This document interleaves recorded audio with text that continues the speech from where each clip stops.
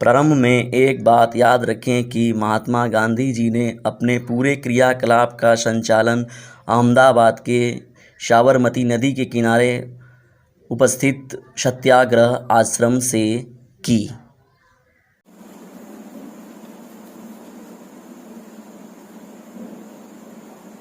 मेरे अत्यंत आत्मीय मित्रों व विद्यार्थियों, मैं संतोष सिंह आज के इस लेक्चर में आप सभी का हार्दिक स्वागत और अभिनंदन करता हूं। आज का टॉपिक हम सभी का है महात्मा गांधी। महात्मा गांधी से संबंधित जितने भी हमारे कॉम्पिटिटिव एग्जाम से लेके जो बेसिक हमें जानकारियां रहनी चाहिए, हम पूरा A to Z उसके बारे में पूरा अध्ययन करेंगे और पूरी महात्मा गांधी जी के पूरे क्रियाकलाप का एक अध्ययन करेंगे। तो महात्मा गांधी जी के बारे में जब हम बात करते हैं तो महात्मा गांधी जी को एक नेता न कहकर ये कहना बेहतर होगा कि महात्मा गांधी एक सोच थे, एक विचारधारा थी, एक विचार था। महात्मा गांधी का मतलब ही होता है कि एक सोच वाला इंसान महात्मा गांधी। तो महात्मा गांधी में जब हम सभी लोग आते हैं सबसे पहले तो बेसिकली इनके जो प्रारंभिक चीजें हैं, बेसिक चीजें हैं जो पूछी जाती है हमसे, तो इनका जो पूरा नाम है, तो पूरा नाम आप सभी लोगों को पता होना चाहिए कि मोहनदास करमचंद गांधी इनका पूरा नाम है। तो जन्म जब देखते हैं हम इनका तो 2 अक्टूबर सन 1869, ये इंपॉर्टेंट डेट है। और जो इनका जन्म स्थान है वो गुजरात के काठियावाड़ में पोरबंदर नामक जगह पर। तो गुजरात का जो ये प्लेस है, भारत का पश्चिमी भाग है, पश्चिमी भाग में गुजरात पड़ता है, वहां के इस प्लेस पर इनका जन्म हुआ था। अब जो इनके पिताजी थे, तो इनके पिताजी का नाम था दीवान करमचंद। और देख भी रहे हैं यहाँ कि इनका जो पूरा नाम लिखा गया है, उनके पूरे नाम में इनको जोड़कर भी लिखा गया है इनके पिताजी के नाम के साथ। तो जो माता जी का नाम है पुतलीबाई, पत्नी का नाम जो है इनकी कस्तूरबा गांधी। वास्तव में जो इनकी पत्नी का नाम था कस्तूरबा माखनची, लेकिन इनकी जो भाई शादी विवाह हो गया इनके साथ जब, तो ये कस्तूरबा गांधी, तो गांधी से हम लोग इन्हें कहने लगे। जो शादी का इनका वर्ष है 1883। तो 1883 में जब इनका विवाह हुआ तो इनकी बहुत ही, उस समय ये बहुत कम उम्र के थे। 1869 में देख रहे हैं जन्म हुआ और यहाँ 1883 में शादी हो गई। तो लगभग ये 14 वर्ष के थे तब इनका विवाह हो गया। अब जो इनका विवाह हुआ तो जिनके पुत्र थे तो इनके पुत्रों की संख्या 4 थी। तो पुत्रों की संख्या 4 में जिनके नाम हैं हरिलाल मोहनदास गांधी, रामदास गांधी, मणिलाल गांधी, देवदास गांधी। और जो बताया जाता है कि इनकी एक पुत्री भी थी जिसको इन्होंने गोद लिया हुआ था, जिसका कि नाम था लक्ष्मी।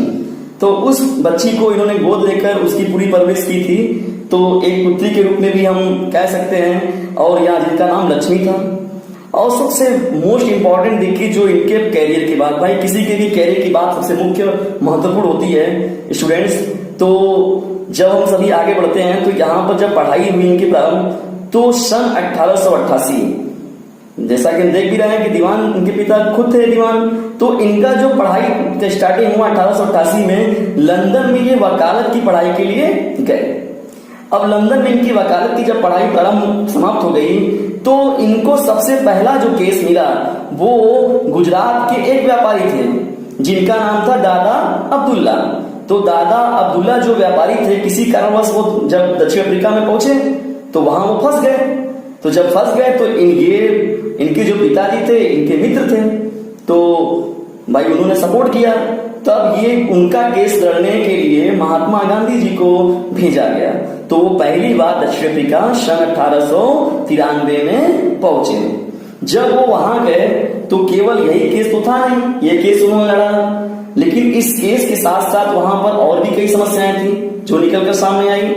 तो यहां पर वो व्यापारी दादा अब्दुल्ला के मुकदमे के लिए वहां गए, लेकिन वहां सबसे बड़ी समस्या थी श्वेत और अश्वेतों के बीच भेदभाव। तो जो ये भेदभाव था ये इनके साथ भी किया गया। पीटरमर्जबर्ग रेलवे स्टेशन पर वहां पर भी इनके साथ अभद्रता की गई। तो जब इनके साथ वहां पर अभद्रता की गई तो उन्हें इस बात का बहुत दुख हुआ कि यहाँ पर इतनी बड़ी समस्या है श्वेत और अश्वेत को लेकर। तो वहां पर फिर वो, जाहिर सी बात है अगर हमारे देश के कुछ लोग हैं तो हमारे देश के भी कुछ लोग वहां पर होंगे। तो देखा गया कि वो देश के लोग भी वहां प्रताड़ित हो रहे हैं। तो श्वेत अश्वेत के शिकार वो सभी भी हैं। तो महात्मा गांधी जी ने इसके लिए कुछ प्रयास करने का प्रयत्न किया। तो सन 1906 में प्रथम बार सत्याग्रह का इन्होंने प्रयोग किया। जैसा कि हम सभी जानते हैं कि महात्मा गांधी जी को कहा भी गया है कि वो सत्य और अहिंसा के पुजारी थे।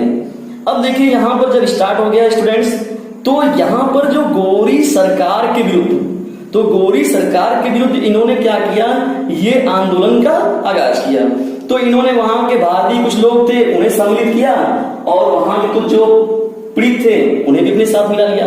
तो गठन किया, एक ऐसी व्यवस्था का गठन किया जो कि इन श्वेत और अश्वेत के बीच युद्ध कर सके या उनके लिए मिलकर संघर्ष कर सके। तो गठन में जो गठन का नाम दिया गया था नेटल भारतीय कांग्रेस। तो नेटल भारतीय कांग्रेस, जिसमें भारतीय मुख्यतः रूप से जोड़े गए। अब स्टूडेंट्स हम आगे बढ़ते हैं, तो इन्होंने एक पत्रिका का भी संपादन किया था वहां पर, जब ये कहां पर थे, दक्षिण अफ्रीका में। अब दक्षिण अफ्रीका में जब ये थे तो इंडियन ओपिनियन नामक पत्रिका जो थी, उस समय यहां पर इन्होंने ये साप्ताहिक पत्रिका का संचालन किया। अब उसके बाद आगे बढ़े, तो जब ये 1906 में ये चीजें तो हो गई, लेकिन एक बार वहां पर 1908 में पहली बार वहां से इनका जेल का सिलसिला प्रारंभ हुआ। तो पहली बार, प्रथम बार 1908 में इन्हें जेल में भेज दिया गया। तो जब वहां पर ये संघर्ष किए, बेहतर तरीके से वहां पर इनको सफलता भी प्राप्त हुई। तो जाहिर सी बात है कि जब चीजें बीत जाती तो अपने देश आना ही है सभी को। तो इनकी भारत वापसी हुई 9 जनवरी सन 1915। तो भारत जब वापसी का डेट बहुत ही इंपॉर्टेंट है, 9 जनवरी सन 1915। अब देखिए भारत में आंदोलनों का दौर चालू हुआ। अब जब महात्मा गांधी जी आए इंडिया में, तो यहां पर एक आंदोलन का दौर प्रारंभ हो गया और ये पहले से ही फेमस थे। तो जब यहां पर आए तो सबसे ज्यादा मात्रा में जो हमारे किसान थे और मजदूर वर्ग, ये सबसे ज्यादा प्रभावित थे। तो प्रथम जो सत्याग्रह किया गया, जो प्रथम सत्याग्रह हुआ, तो 1917 में बिहार के चंपारण जिले से प्रारंभ हुआ। और ये किनके लिए था, किसानों के लिए। ये जो किया गया था, सत्याग्रह प्रारंभ किया गया था, यह बिहार में किया गया था। किसके लिए, किसानों के लिए। और किसानों की सबसे बड़ी जो समस्या थी वो थी इनको टैक्स आवश्यकता ज्यादा वसूलना, बेवजह जबरदस्ती जमीनों को अपने कब्जे में ले लेना। तो इसके लिए इन्होंने किसानों के साथ मिलकर इस चंपारण जिले में इस पहले सत्याग्रह का आपने प्रारंभ किया। अब जब यहां पर ये आए और इन्हें सफलता भी मिली, तब यहां पर फिर इनका सम्मेलन चालू हुआ। एक साल के बाद 1918 में अहमदाबाद में प्रारंभ हुआ। आप गुजरात में जान भी रहे हैं, अहमदाबाद एक शहर है। तो यहाँ द्वितीय जब देखे तो 1918 में हुआ अहमदाबाद में। ये मिल वर्करों के लिए किया गया, मजदूरों के लिए। तो इनके लिए क्या समस्या थी, मिल मजदूर वर्गों को जान रहे हैं, कंपनी में बेवजह ज्यादा काम कराना, खटाना, टैक्स चीजें लेना, ये वो तरह तरह की समस्याओं से भी प्रताड़ित थे। मजदूर वर्ग तो जानते भी, आप देखे भी हैं कितनी समस्याओं में, लॉकडाउन में भी लोग परेशान थे। वर्ग मजदूरों के लिए इन्होंने अनशन किया, तब इन्हें वहां पर सफलता मिली। तो ये कहा गया कि ये द्वितीय हो गया। जब ये तृतीय यहां पर पहुंचे, खेड़ा सत्याग्रह, ये भी बहुत इंपॉर्टेंट है और ये भी गुजरात का ही है एक आंदोलन। और गुजरात में जब पूरी तरीके से किसानों की फसल बर्बाद हो गई तो वो टैक्स देने में असफल थे, लेकिन उनसे कहा गया कि नहीं, आप इतना ही देंगे जितना आपके ऊपर टैक्स पहले था, अभी उतना ही देना है। तो किसानों ने असमर्थता दिखाई और यहाँ पर धीरे धीरे महात्मा गांधी जी जो थे वो पॉपुलैरिटी इनकी बढ़ रही थी। तो इसलिए इन लोगों को यहाँ पर खेड़ा सत्याग्रह में भी शामिल हुए और यहाँ पर भी उन्होंने किसानों के पक्ष में पूरा अपना भरपूर योगदान दिया। तो अब ये जो चीज थी, जो बड़े पैमाने पर थोड़ा सामने निकल कर आई चीजें, उसमें है हमारा मुख्य रूप से अब यहाँ 1919, ये जो डेट है बहुत ही इंपॉर्टेंट डेट है। 1919 में रोलेट एक्ट या अधिनियम, ये अंग्रेजों द्वारा पारित किया गया, अंग्रेज सरकार द्वारा 1919 में रोलेट एक्ट, इसे काला कानून कहा गया था। काला कानून, जिसमें किसी रोलेट एक्ट का मतलब क्या था कि किसी भी भारतीय को बिना किसी वजह के कुछ बताए कि आप क्या किए हैं, उनका गुनाह क्या है, उनकी समस्या क्या थी, बेवजह उन्हें कारावास में डाल देना और कारावास में भी लंबे समय के लिए डाल देना। तो इसका जाहिर सी बात है कि अगर ये चीजें उचित नहीं है तो इनका विरोध भी होना स्वाभाविक है। लेकिन यहाँ पर 1921 में रोलेट एक्ट आने से पहले इन्होंने 2 पत्रिका का भी संपादन किया था, जिसमें सन 1918 में ही यंग इंडिया और नवजीवन पत्रिका का इन्होंने संपादन किया।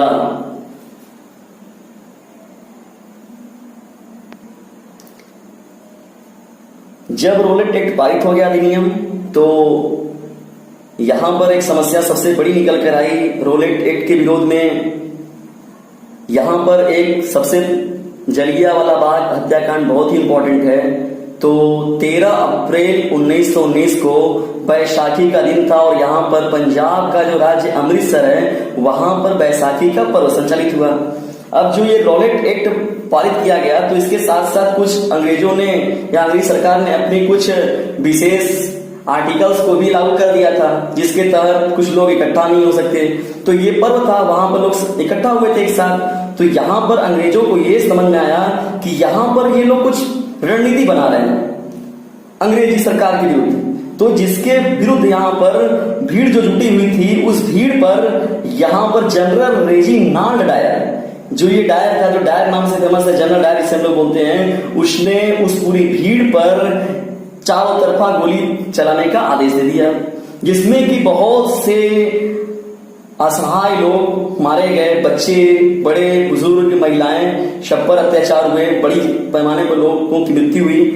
तो जिसके लिए यहाँ पर ये बहुत ही इंपॉर्टेंट डेट है 13 अप्रैल सन 1919, जो जलियांवाला बाग हत्याकांड से प्रसिद्ध है। और इस जलियांवाला बाग हत्याकांड के तत्पश्चात ही महात्मा गांधी जी ने अपना केसरे हिंद और रविन्द्रनाथ टैगोर जी ने नाइटहुड की उपाधि वापस कर दी थी। ये भी बहुत ही इंपॉर्टेंट क्वेश्चन है, अक्सर पूछे जाते हैं एग्जाम में।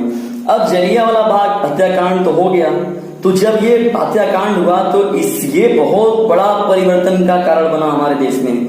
और इसके विरोध में जो सबसे पहला आंदोलन चालू किया गया वो था असहयोग आंदोलन का उदय। तो जब असहयोग आंदोलन का ये उदय हुआ तो उसमें तो ये फरवरी 1920 में कांग्रेसी लोग इकट्ठा हो गए, जुड़ गए, लेकिन इसमें जो मुस्लिम लीग था वो सम्मिलित नहीं था। तो जून 1920 में यानी 3-4 महीने के बाद देखा गया तो एक खिलाफत आंदोलन भी इसी के साथ प्रभावी हुआ, जिसमें कि इसे संचालित करने के लिए 2 मुस्लिम बंधु मोहम्मद अली और शौकत अली सम्मिलित रूप से जिम्मेदार थे।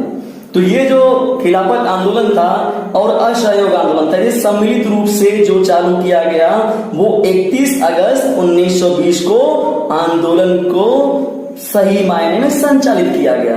यानी उसमें हिंदू और मुस्लिम दोनों मिलकर अपना कंधे से कंधा मिलाकर इस असहयोग आंदोलन में अपने अपने चीजों को, अपने अपने सहयोग का समर्थन किया। अब यहां पर चलते हैं, लेकिन सबसे बड़ी समस्या ये आई 31 अगस्त 1920 को तो ये आंदोलन प्रारंभ हो गया। खिलाफत आंदोलन के लिए ये दोनों बंधु जिम्मेदार हैं, आपकी नहीं याद रखिएगा। गांधी जी ने इन लोगों को मिलाने का भी, इस आंदोलनों में मिलाने का, असहयोग आंदोलन में सम्मिलित करने के लिए सबसे बड़े जिम्मेदार व्यक्ति गांधी जी थे। क्योंकि कोई किसी का बात भले चाहे माने चाहे ना माने, लेकिन महात्मा गांधी जी की बातों को कोई काटता नहीं था। अब समस्या आगे चलकर आई, आगे बहुत सी विवादें उत्पन्न भी हुई हैं, आपसी महात्माओं के बीच में, आपसी विचारधाराओं के बीच में विचारों का तालमेल नहीं बैठा है। अब देखिए दुर्भाग्य से क्या हुआ कि 1 अगस्त 1920 को ही बाल गंगाधर तिलक का निधन हो गया, जिसकी वजह से इस आंदोलन, असहयोग आंदोलन को प्रारंभ करने में कुछ दिनों का समय ज्यादा लगा, जिसमें 31 अगस्त 1920 को आंदोलन का सही मायने में उदय हो गया। अब आंदोलन को स्थगित भी करना पड़ गया। समस्या यह है कि जब आंदोलन प्रारंभ हुआ तो फिर समाप्त करने की क्या जरूरत थी। तो आंदोलन को स्थगित इसलिए किया गया क्योंकि 5 फरवरी 1922 को एक घटना घट गई। यूपी का एक जिला है गोरखपुर, जिसमें एक जगह का नाम है चौरी चौरा।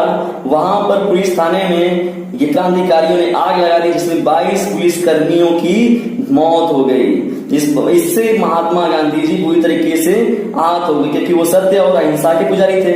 और यहाँ उन्होंने इतने लोगों का नरसंहार देखा तो उन्होंने आंदोलन को वापस ले लिया। इस आंदोलन को वापस लेने से भी सुभाष चंद्र बोस और कुछ जो गर्म दल के नेता थे उनके बीच में भी तालमेल धीरे धीरे बिगड़ना, आप देखिए मनमुटाव चालू हो गया धीरे धीरे। तो चीजें अब यहाँ पर इसमें देखिए, ये हमारे जो इतिहास के पन्नों में चौरी चौरा कांड से प्रसिद्ध है। तो चौरी चौरा कांड का जो डेट है 5 फरवरी 1922, ये भी बहुत महत्वपूर्ण दिन है, इसे भी आप याद रखिए। आगे चलते हैं हम सभी, आगे जब चलते हैं यहाँ पर, तो सन जो हमारा 1924 है, सन 1924 में कांग्रेस का जो 40वां अधिवेशन हुआ, कहां पर हुआ था? कर्नाटक में, बेलगांव जो जगह था। तो इस बेलगांव अधिवेशन जो कांग्रेस का 40वां अधिवेशन था, उसकी एकमात्र अध्यक्षता, अकेले केवल अध्यक्षता जो थे महात्मा गांधी जी किए थे। वो तो चाहते तो शुरू से अंत तक कांग्रेस की सभा के अध्यक्ष बने रहते, मगर उन्होंने केवल एक अधिवेशन का ही अध्यक्षता की। अब देखिए यहां से स्टूडेंट्स आगे जब प्रारंभ होता है हमारे कंडीशंस कुछ, तो सन 1924 के बाद हम लोग कुछ क्रियाकलाप यहाँ पर बीच में छोड़ते हुए आगे बढ़ते हैं, जो इंपॉर्टेंट चीजें हमारे लिए। तो नमक कानून या दांडी यात्रा। तो देखिए ये जो स्टूडेंट्स नमक कानून है, ये भी बहुत इंपॉर्टेंट क्वेश्चंस है। यहाँ 12 मार्च 1930 को गांधी जी ने 61 वर्ष की उम्र में, यानी 61 वर्ष की उम्र में, वो इतने उम्र में भी 78 समर्थकों के साथ 24 दिनों तक रोजाना औसतन 16 से 19 किलोमीटर पैदल चलकर नमक कानून बनाकर नमक बनाया वहां पर, और नमक कानून को तोड़ दिया इस दांडी नामक प्लेस पर जाकर। तो ये जो स्टूडेंट देखिए कहीं कहीं पर क्या होता है कि 328 किलोमीटर, कहीं 350 किलोमीटर, कहीं अपना 250 किलोमीटर। तो जो ये औसतन किलोमीटर पूरा जो पैदल है, तो इसे हम औसत के रूप में ले सकते देख सकते हैं कि औसतन 16 से 19 किलोमीटर, आप इसमें 24 दिनों का गुणा भी कर सकते हैं। तो इतने इन्होंने यहाँ पर क्या किया, इन्होंने इतनी यात्रा करके इस 61 वर्ष की उम्र में इतना करके इन्होंने नमक कानून को तोड़ा, और ये 24 दिन का समय लगा। तो 12 मार्च के बाद 24 दिन के बाद 6 अप्रैल, तो 6 अप्रैल 1930 को यहां से ये रुके नहीं। जब 6 अप्रैल 1930 हो गया, तो यहां से इन्होंने सविनय अवज्ञा आंदोलन की शुरुआत कर दी। सविनय अवज्ञा आंदोलन का मतलब, आज्ञा का अगर विपरीत देखा जाए तो अवज्ञा होता है। आज्ञा का मतलब, अवज्ञा का मतलब कि बातों को न मानना, अंग्रेजी सरकार की बातों का अनदेखा करना, ये इस आंदोलन का उद्देश्य था। अब यहाँ पर स्टूडेंट्स जब हम लोग चलते हैं मित्रों आगे, तो यहाँ गांधी इरविन समझौता, ये बहुत ही इंपॉर्टेंट पॉइंट है। 5 मार्च सन 1931 को गांधी जी और लॉर्ड इरविन के बीच में एक समझौता हुआ। किस दिन? 5 मार्च 1931 को, कि जो हमारे कुछ बनाए गए नियम कानून अंग्रेजों के थे उसमें भारतीय हस्तक्षेप नहीं करेंगे, और भारतीयों के कुछ विशेष जो बनाए गए अपने उसमें वो हस्तक्षेप नहीं करेंगे।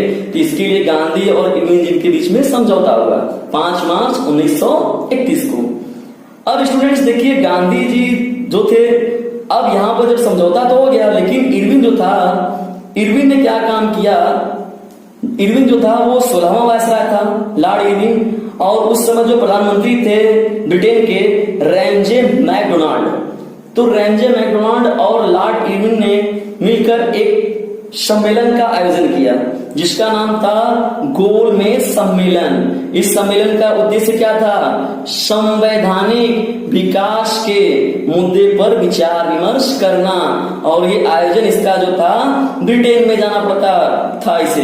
इसका आयोजन जो स्थल बनाया गया वो लंदन बनाया गया। तो सबसे बड़ी समस्या जब ब्रिटेन में जाने की बात हुई, तो इसमें 3 सम्मेलन का जिक्र हुआ है। 3 सम्मेलन होते हैं, यानी प्रथम गोलमेज सम्मेलन, द्वितीय गोलमेज सम्मेलन और तृतीय। जो पहला वाला हुआ 12 नवंबर 1930 को, जो द्वितीय गोलमेज सम्मेलन हुआ 7 सितंबर 1931 को, और जो तृतीय गोलमेज सम्मेलन हुआ वो 17 नवंबर 1932 को। केवल द्वितीय जो सम्मेलन था उसमें कांग्रेस के प्रतिनिधि के रूप में गांधी जी ने भाग लिया, और उसके सिवा और कोई भी वहां पर सम्मिलित नहीं हुआ। और भी अन्य दलों के नेता वहां पर थे, लेकिन कांग्रेस की तरफ से मुख्य रूप से महात्मा गांधी जी गए हुए थे। जिसमें प्रथम सम्मेलन और तृतीय वाले में वो भी नहीं गए, केवल द्वितीय सम्मेलन में वो सम्मिलित हुए थे। अब यहाँ स्टूडेंट्स हम आगे बढ़ते हैं यहाँ पर, तो जब हमारी अगली हेडिंग आती है वो है पूना समझौता। जो ये पूना समझौता हुआ, ये पूना समझौता 24 सितंबर 1932 को डॉक्टर अंबेडकर व गांधी जी के मध्य हुआ। और जानते हैं हम सभी कि जो दलित वर्ग के लिए जो सबसे बड़े काम किए हैं वो हमारे डॉक्टर अंबेडकर जी को याद किया जाता है। तो इन चीजों पर लेकर यानी इन पक्षों पर लेकर जब एक समझौता किया गया जिसे पूना समझौता के नाम से हम सभी जानते हैं, और ये 24 सितंबर 1932 को डॉक्टर अंबेडकर और गांधी जी के मध्य हुआ। तो गांधी जी जो थे सन 1932 में ही एक हरिजन सभा यानी दलित वर्ग के लिए एक शब्द का प्रयोग किया जिसका नाम था हरिजन, हरि के जन, प्रभु के जन। तो सन 1932 में हरिजन समाज की स्थापना हो गई। अब जब 1932 में हरिजन समाज की स्थापना हो गई तो सन 1933 में ही इन्होंने एक साप्ताहिक न्यूज़पेपर प्रकाशित किया जिसका नाम था हरिजन प्रकाशन। अब यहाँ पर जो ये हरिजन शब्द का इन्होंने प्रयोग किया तो इसके विरोध में भी डॉक्टर अंबेडकर जी थे, क्योंकि इन्हें जो था ये इनके जो यह विचार थे वो उनको पसंद नहीं आया। डॉक्टर अंबेडकर जी को यह हरिजन कहा, हरिजन पुकारा जाना, दलित वर्ग के लिए हरिजन पुकारा जाना उन्हें पसंद नहीं आया। तो इस तरह यहाँ पर कुछ थोड़े बहुत जो तालमेल बिगड़े डॉक्टर अंबेडकर जी और महात्मा गांधी जी के बीच में। अब जो यहाँ पर आगे इंपॉर्टेंट हमारे कुछ डेट हैं तो उसमें क्या होता है कि 14 जुलाई, अब देखिए स्टूडेंट्स जब हम लोग आगे चलते तो 33 के बाद जो हमारा सन 1934 था, तो सन 1934 में जो सन 1934 है वो भी बहुत इंपॉर्टेंट है, क्योंकि सविनय अवज्ञा आंदोलन का जो स्थगित हुआ वो सन 1934 में ही हुआ। अब आगे जो हमारा इंपॉर्टेंट डेट आता है वो 14 जुलाई 1942। तो 14 जुलाई जो 1942 था, इस दिन भारत छोड़ो आंदोलन का नारा दिया गया और करो या मरो गांधी जी ने कहा। तो ये भारत छोड़ो आंदोलन का जिक्र किया गया कि भारत को अब छोड़ना ही पड़ेगा ब्रिटिश को, अब इससे और दिन हम उनके अधीन नहीं रह सकते। तो 14 जुलाई 1942 को भारत छोड़ो आंदोलन और करो या मरो का नारा दिया गया। तो इसमें देखिए स्टूडेंट्स, ये इस आंदोलन से पहले यहाँ पर एक मिशन आया हुआ था जिसे क्रिप्स मिशन आया हुआ था भारत में। क्रिप्स मिशन प्रस्ताव जो कि कुछ विशेषताओं के साथ था, जो कि अंग्रेजों ने फिर सोचा कि पुनः ये संचालित हो जाए, फिर से हम यहाँ पर शासन करने लगे, जिसके यहाँ पर कुछ चीजें थी जो कि भारतीयों के लिए उचित नहीं था। तो इसे गांधी जी ने पोस्ट डेटेड चेक कहा और ये जो था इसे वापस भेज दिया। तो जब वापस भेज दिया और यहाँ पर इन्हें कांग्रेस का बहुमत था ही नहीं, और धीरे धीरे मुस्लिम लीग जो था वो भी इनके पक्ष में नहीं था अंग्रेजी सरकार के, तो अब वो समझ गए कि अब हमारा यहाँ पर ज्यादा दिन नहीं चल पाएंगे तो उन्हें यहाँ छोड़ना ही पड़ेगा। तो उन लोगों ने देखिए मुस्लिम लीग भी क्या किया, मुस्लिम लीग ने अपने कराची अधिवेशन जब किया गया सन 1944 में, तो जब 1944 में मुस्लिम लीग का अधिवेशन किया गया तो अंग्रेजों को बस ये कहा गया कि बांटो एवं वापस जाओ का नारा दिया। यानी मुस्लिम लीग भी क्या थी, ब्रिटिश सरकार के विरुद्ध थी। उन्होंने भी कहा कि भाई बांट दो हम लोगों को और तुम वापस यहाँ से चले जाओ। तो यहाँ पर धीरे धीरे ये चीजें यहाँ पर शासन की चीजें वहां पहुंच गई, अब ब्रिटेन में भी चीजें पहुंच गई। तो जो ब्रिटेन के प्रधानमंत्री थे तो वहां क्लेमेंट एटली जिनका नाम था, तो भारत को स्वतंत्रता देने की घोषणा उन्होंने 20 फरवरी 1947 को कर दी। यानी यहाँ पर देखा उन्होंने कि मुस्लिम लीग जो और भी संगठन बनाए गए, कांग्रेस हो गए और भी जो दल थे, किसी का समर्थन न मिलने की वजह से अंत में ब्रिटेन के प्रधानमंत्री क्लेमेंट एटली को विवश होकर भारत को स्वतंत्र करने की घोषणा कर दिए वो। तो जो ये घोषणा की गई 20 फरवरी सन 1947 को। तो जब ये हुई तो यहाँ पर हमारे यहाँ एक उस समय बहुत ही महत्वपूर्ण व्यक्ति आए जिनका की नाम था लॉर्ड माउंटबेटन। तो ये जो हमारे वायसराय आए तो ये जो थे लॉर्ड माउंटबेटन योजना एक तहत एक प्रस्ताव पारित किया गया जिसमें 3 जून 1947 को, या 3 जून प्रस्ताव किसे कहते योजना कहते हैं हम, तो इसमें क्या किया गया, विभाजन का भी बात किया गया और साथ में भारत के पूर्ण स्वतंत्रता की भी बात की गई। और पाकिस्तान जो देश था वो पंजाब के जो भाग थे हिस्से थे और जो बंगाल के हिस्से थे, उन हिस्सों को अलग करके वहां पर पाकिस्तान जैसे एक नए देश का उदय हुआ। तो जो ये पूर्ण स्वतंत्र विभाजन तो हो गया, अब पूर्ण स्वतंत्रता जो हमें समाप्त प्राप्त हो गई 15 अगस्त सन 1947 को हमारा स्वतंत्रता दिवस मनाया जाने लगा। तब से हम प्रत्येक 15 अगस्त पर अपना स्वतंत्रता दिवस मनाते हैं। अब आगे जब चलते हैं हम सभी, तो यहाँ आजादी कुछ ही दिन बाद महात्मा गांधी जी हमारे बीच में नहीं रहे, जिसमें 30 जनवरी 1948 को दिल्ली के बिरला भवन में, दिल्ली का एक भवन है बिरला भवन, वहां पर आरएसएस के एक प्रमुख व्यक्ति नाथूराम गोडसे जिनका नाम था, उन्होंने गांधी जी की गोली से हत्या कर दी, बंदूक की गोली से उन्हें मार दिया गया। तो जब ये मार दिए इन्हें नाथूराम गोडसे ने, तो यहाँ पर जब मरते वक्त भी उनका जो अंतिम शब्द महात्मा गांधी जी का निकला वो था हे राम। और ये आरएसएस का हम लोग जानते भी हैं कि आरएसएस का जो पूरा नाम है राष्ट्रीय स्वयं सेवक संघ, और जो इस समय हमारे वर्तमान में उनके जो प्रमुख हैं मोहन भागवत जी हैं। तो आरएसएस के जो इस समय में प्रमुख हैं वो मोहन भागवत जी हैं। तो जो आरएसएस पर 4 फरवरी 1948 को सरदार पटेल ने प्रतिबंध लगा दिया, इसे बैन कर दिया गया कि नहीं अब ये आपका नहीं चलाया जाएगा। तो पुनः लेकिन ये भी एक संगठन था, तो ज्यादा समय तक तो इसे रोका नहीं जा सकता था। तो सन 1949 में कुछ विशेष शर्तों के साथ पुनः आरएसएस को प्रारंभ किया गया। तो इसमें यहाँ पर ये बैन लगाने वाला जो डेट है ये भी बहुत इंपॉर्टेंट है, और गांधी जी को जो किसने मारा ये डेट भी बहुत ही इंपॉर्टेंट है, और किस दिन इन्हें मारा गया। अब यहाँ पर देखिए जो सबसे इंपॉर्टेंट स्टूडेंट्स बातें हमारी आती हैं, जो छोटे क्वेश्चंस पूछते हैं, जिसमें कि उपाधि का जिक्र किया जाता है। महात्मा गांधी जी को किसने कौन सी उपाधि दी? तो महात्मा गांधी जी को जो उपाधि दिया गया कैसर-ए-हिंद। तो कैसर-ए-हिंद की जो उपाधि दी गई, जो हमारे देश में 6वें वायसराय बनकर आए थे और जिनका कार्यकाल 1880 से 84 के बीच था। नाम उनका था लॉर्ड रिपन। इन्होंने ही कैसर-ए-हिंद की उपाधि दी थी। और कैसर-ए-हिंद का मतलब होता है भारत का साम्राज्ञी, भारत जिसके पूरे कंट्रोल में हो। तो कैसर-ए-हिंद का मतलब यहाँ पर लॉर्ड रिपन ने इन्हें सम्मानित किया इस पदवी से। तो कैसर-ए-हिंद को देखिए भारत का साम्राज्ञी कहा गया कि भारत का पूरा राज करने वाले। अब यहाँ पर जो महात्मा शब्द था, महात्मा का मतलब कि अपने आप को इतने कम चीजों में समाहित करना, जितनी आवश्यकता की उनके पास चीजें थी, जितने उनके तन पर जितने वस्त्र की जरूरत थी, केवल उतने चीजों को ही आत्मसात करना। इसलिए कम में अपने आप को लेकर चलना ही महात्मा का गुण होता है। तो इन्हें इन गुणों की वजह से रविन्द्रनाथ टैगोर जी ने इन्हें महात्मा कहा। और महात्मा जो शब्द था इनको पहले ही कहा जाता था, लेकिन जो ये पूरी तरीके से रविन्द्रनाथ टैगोर जब किए तो ये पूरी तरीके से प्रभावी हुआ, तो महात्मा हम सब इनके नाम के साथ जुड़ गया। और इन्हें राष्ट्रपिता जो कहा गया, बापू जिसे हम कहते हैं, तो राष्ट्रपिता हमारा जो हमारे देश के राष्ट्रपिता बनाने में इनका सबसे बड़ा जो योगदान था सुभाष चंद्र बोस जी का था।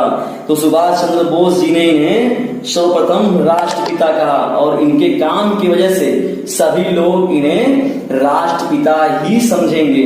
वो लेकिन एक महान व्यक्ति ने कह दिया तो उन चीजों को और सम्मिलित कर लिया गया। अब यहाँ पर और भी आगे जब चीजें बढ़ी तो इन्हें अर्धनग्न फकीर भी कहा गया। चीजें कुछ थी जो कि नेगेटिव रूप में भी चीजें, मतलब या जैसे भी जो भी इनके दिमाग में आया। ब्रिटेन के प्रधानमंत्री जो विंस्टन चर्चिल थे, इनको महात्मा गांधी जी को अर्धनग्न फकीर कहा। तो ये भी एक बहुत ही इंपॉर्टेंट पॉइंट है। अर्धनग्न फकीर, महात्मा गांधी को अर्धनग्न फकीर किसने कहा? तो विंस्टन चर्चिल ने कहा, जो कि कहाँ के प्रधानमंत्री थे? ब्रिटेन के प्रधानमंत्री थे। आगे जब हम लोग बढ़ेंगे विद्यार्थियों, स्टूडेंट्स और प्यारे मित्रों, तो जो ये महात्मा गांधी के उत्तराधिकारी, तो महात्मा गांधी के तो आप देखेंगे 4 बच्चे थे, 4 पुत्र थे इनके, लेकिन जो इनका उत्तराधिकारी इन्होंने जो बनाया कि भारत को जो सही से समझने वाला था। उत्तराधिकारी बनाना ही केवल बड़ी बात नहीं थी, लेकिन भारत के हर एक नागरिकों को समझने वाला। तो महात्मा गांधी जी की नजर में उस समय पूरे भारत को पूरी तरीके से समझने वाला, उसके जगह जगह से वाकिफ होने वाले पंडित जवाहरलाल नेहरू थे। और कई मायनों में इनकी जो विचारधाराएं थी वो महात्मा गांधी से मिलती हुई थी। तो महात्मा गांधी जी ने इन्हें अपना उत्तराधिकारी के रूप में स्वीकार किया गया। जो जैसा ये बताया भी गया है कि हमारा देश जब आजाद हुआ तो पहले प्रधानमंत्री के रूप में भी इन्होंने कार्यभार को संभाला है। तो अब देखिए सबसे इंपॉर्टेंट जो है ये कहा जाता है कि राजनीतिक गुरु कौन थे महात्मा गांधी जी के, तो गोपाल कृष्ण गोखले जी जो थे वो महात्मा गांधी के राजनीतिक गुरु थे। तो गांधी जी ने उपाधि दी, तो गांधी जी ने भी उपाधि दी। भाई एक व्यक्ति है, एक महान व्यक्ति है, एक महान आत्मा है, तो वो सम्मान दूसरे का करते हैं। तो एक दूसरे के प्रति जो सम्मान होता है, आदर होता है, भाव, तो वो भाव इनके चीजों से भी सम्मिलित होती है, निकलती हुई दिखती है हमें। तो सुभाष चंद्र बोस को नेताजी की जो उपाधि दिए थे वो महात्मा गांधी जी ने दिया था। और नेताजी जो इन्हें सबसे पहले कहा था, तो जर्मनी के यहाँ पर हम बात करते हैं थोड़े समय के लिए, एडोल्फ हिटलर, तो उन्होंने पहले नेताजी को कहा था, लेकिन जो इन्हें उपाधि देगी वो गांधी जी द्वारा दी गई। अब आगे बढ़ते हैं स्टूडेंट्स हम इसमें। तो रविंद्रनाथ टैगोर की बात होती है, तो रविंद्रनाथ टैगोर को जो गुरुदेव कहा गया वो कौन कहा, महात्मा गांधी ने। और आगे जब बढ़ते हैं स्टूडेंट्स, तो डॉक्टर राजेंद्र प्रसाद जो थे वो देश के देश रत्न की उपाधि किसे दी गई, डॉक्टर राजेंद्र प्रसाद को। और जो डॉक्टर राजेंद्र प्रसाद थे वो हमारे देश के प्रथम राष्ट्रपति भी थे। और आगे जब बढ़ते हैं हम सभी, तो मोहम्मद अली जिन्ना को हिंदू मुस्लिम एकता का प्रतीक भी कहा जाता था। एक समय दौर था और विभाजन जब हुआ तो ये यहाँ पर पाकिस्तान के लिए आज भी, या तो सबसे पहले में प्रथम व्यक्ति में इनका जो सबसे सम्मानीय व्यक्ति कोई नाम है तो वो मोहम्मद अली जिन्ना ही हैं। अब यहाँ पर जो दिवस के रूप में है कुछ चीजें, तो यहाँ पर कायदे आजम, यहाँ पर गांधी जी ने कायदे आजम की उपाधि भी मोहम्मद अली जिन्ना को ही दी थी। कायदे आजम का मतलब होता है एक बेहतर व्यक्तित्व वाला नेता। अब जब स्टूडेंट्स आगे बढ़ते हैं तो कुछ इंपॉर्टेंट जो दिवस हैं उस दिवस के बारे में भी आपको जानकारी होनी चाहिए। तो उन दिवस में क्या होता है, सबसे इंपॉर्टेंट जो दिवस है 2 अक्टूबर विश्व अहिंसा दिवस के रूप में मनाते हैं हम सभी। वो सत्य और अहिंसा के पुजारी थे, इसलिए अहिंसा मतलब विश्व अहिंसा दिवस को 2 अक्टूबर। गांधी जी का जन्म भी आप पीछे पड़े हैं 2 अक्टूबर 1869, इसी डेट को याद रखना है आपको। और आगे जो दूसरी इंपॉर्टेंट दिन जो मृत्यु हुआ उनका 30 जनवरी को मारा गया इनको, तो जो इनका जो मौत हुआ 30 जनवरी को उसे शहीद दिवस के रूप में हम मनाते हैं। और तीसरी जो इंपॉर्टेंट दिन थी वो 9 जनवरी 1915 को ये क्या हुए थे, वहां से वापस आए थे। कहां से, दक्षिण अफ्रीका से। तो जब दक्षिण अफ्रीका से वापस आए तो सबसे बड़े ये बहुत बड़े प्रवासी भाई, बहुत ज्यादा दिन के बाद ये वापस आए, तो प्रवासी दिवस मनाया जाने लगा 9 जनवरी से। 9 जनवरी को जानते भी हैं सभी कि 9 जनवरी में यह पहला जो दूसरा सप्ताह होता है उसमें प्रवासी दिवस मनाया जाता है। जो प्रत्येक वर्ष कुछ प्रवासी हमारे देश में आते हैं, तो उनके लिए कुछ सम्मानित जो चीजें हमारे होती हैं वो हम वहां पर उनको अपनी बेहतर चीजें, अपनी इंडिया की चीजें को दिखाते हैं और अपनी संस्कृति से उन्हें रूबरू कराते हैं। तो ये जो है 9 जनवरी को ये मनाया जाता है प्रवासी दिवस के रूप में। अब जो इनकी जो महात्मा गांधी जी द्वारा कुछ रचनाएं लिखी गई, महत्वपूर्ण रचनाएं में जैसे हम बात करते हैं, तो सबसे पहले उन्होंने अपनी जो जीवनी लिखी, सत्य के साथ मेरा प्रयोग, जो इनकी जीवनी भी है और ये बहुत ही इंपॉर्टेंट बुक है स्टूडेंट्स। ये मैंने भी इसका अध्ययन किया है, आप सभी भी इसका अगर कभी अवसर मिले तो अध्ययन करिए, ये बहुत ही बेहतर बुक है। और जो इसे इंग्लिश में वर्जन में माय एक्सपेरिमेंट विथ ट्रूथ, सत्य के साथ मेरा प्रयोग, अपनी पूरी सच्चाइयों को इन्होंने इसमें उड़ेल दिया है इस बुक में। और ये महात्मा गांधी जी को इससे भी बहुत उपलब्धि प्राप्त होती है, इस बुक से भी अपनी बुराइयों और अच्छाइयों को संकलित कर देना अपने आप में एक बहुत ही बेहतर बात है। और आगे जब चलते हैं हम सभी, तो यहाँ पर इस बुक के बाद जब देखते हैं तो हिंदू स्वराज, तो हिंदू स्वराज जो बुक थी यह भी बहुत ही इंपॉर्टेंट बुक है। हिंदू स्वराज, तो हिंदू स्वराज जो मुख्य रूप से जो बुकों की बात होती है, तो हिंदू स्वराज और सत्य के साथ मेरा प्रयोग। अब जो आगे स्टूडेंट्स बात आता है तो यंग इंडिया, नवजीवन, हरिजन, तो ये सभी जो थे पत्रिकाएं थी, लेकिन पत्रिकाओं के साथ साथ ये मुख्य रूप से पत्रिका के रूप में ही प्रचलित हैं, लेकिन इनकी बुकों की भी रचना की गई थी उनके द्वारा। और यहाँ माय चाइल्डहुड भी इन्होंने लिखा था और अर्ली लाइफ भी इन्होंने एक अपनी रचना लिखी हुई थी। तो इनके कुछ ये इंपॉर्टेंट क्या हो गई, रचनाएं हो गई। तो महात्मा गांधी जी जो थे अपने आप में एक बहुत ही महान व्यक्तित्व ही नहीं, एक महान सोच भी थे। और किसी ने खुद भी कहा है कि ऐसे व्यक्ति का पुनः हम पूरी दुनिया में या कहीं पर भी बहुत ही अपने आप में एक विलक्षणता होगी। ऐसे व्यक्ति को अगर हम पाते हैं पुनः तो फिर से धन्य दान हम हो जाएंगे चीजों को। तो ये महात्मा गांधी जी जो थे वो एक सोच उनकी जो थी, वो सोच एक जो थी वो बहुत ही ब्रॉड थिंकिंग माइंडेड की सोच वाले व्यक्ति थे। तो उम्मीद है आप सभी लोगों को महात्मा गांधी जी की जो ये पूरी बातें थी वो अच्छी तरीके से समझ में आई होंगी। धन्यवाद। अंत में एक बात याद रखें कि महात्मा गांधी जी का समाधि स्थल नई दिल्ली राजघाट है।